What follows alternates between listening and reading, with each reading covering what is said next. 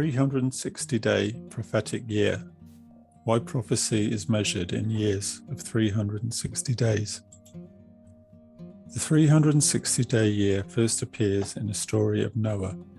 In Genesis chapter 7, verse 11, the deluge starts in the 600th year of Noah's life, in the second month, on the 17th day of the month. Genesis chapter 8, verse 3 tells us that after 150 days the waters abated. This was the 17th day of the 7th month. Exactly 5 months had passed. 150 days divided by 5 equals 30 days. Therefore we know that a month lasted 30 days. 12 months lasted 360 days. There are also 360-day prophetic years in the books of Daniel and Revelation. Here we find that 42 months, 1,260 days, and times and half a time all express the same period, namely 3.5 years. This also confirms that a prophetic year is 360 days, made up of 12 months of 30 days each.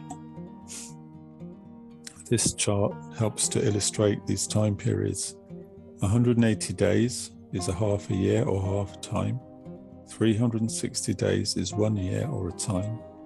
720 days is 2 years or times. 1,260 days is 3.5 years or times, time and half a time.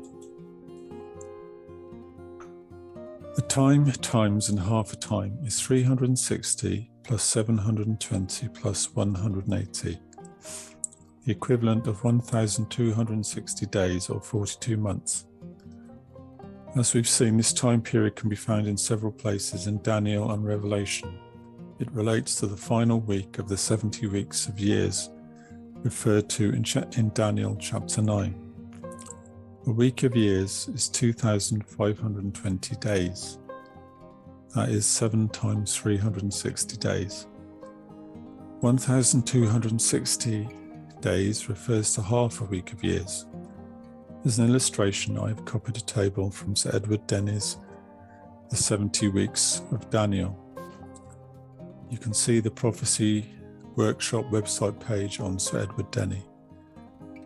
This gives the places in Scripture where days, times and 42 months are used in connection with Daniel's final week.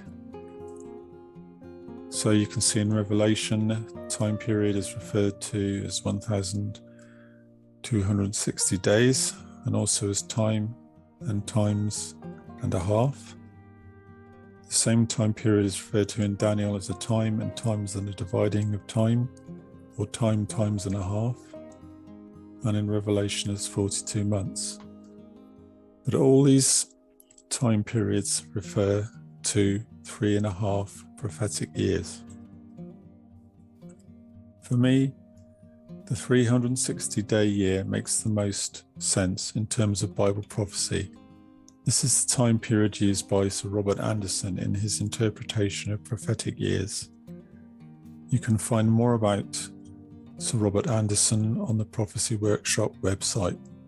Others mentioned on the website use different years, such as 354-day, the 354-day lunar year and the solar year of 365.2422 days. However, in terms of prophecy, the 360-day year seems to be the one used in Scripture itself. For more information, visit the Prophecy Workshop website. Thank you for listening.